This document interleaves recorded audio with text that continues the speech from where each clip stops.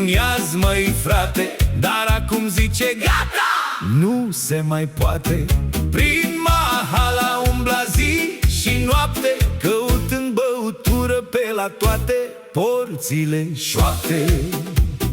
Petica mergea prin Mahala fluierând, cu paharul gol și ochii clipind.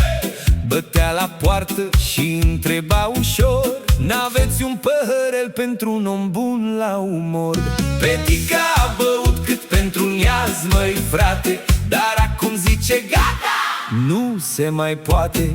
Prin Mahala umbla zi și noapte, căutând băutură pe la toate porțile șoapte. La Fiodor Gheorghi s-a dus într-o seară, credea că primește o cană plină iară, dar gazda i-a dat compot și ceai, iar Petica a zis: asta-i pedeapsă, vai! Petica a băut cât pentru-n iaz, măi frate, dar acum zice gata, nu se mai poate. Prin Mahala umbla zi și noapte, căutând băutură pe la toate porțile șoapte.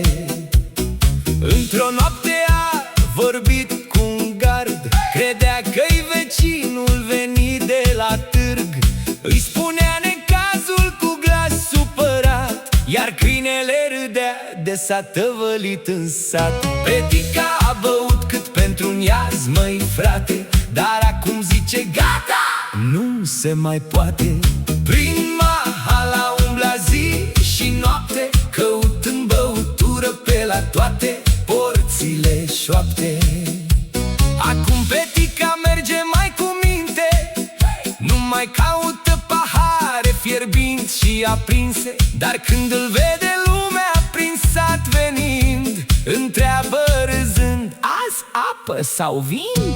Petica rămâne gluma Mahalalei, cu povești și harți cât ține valea. Chiar dacă băutura a lăsat-o la drum, veselia lui trăiește și acum.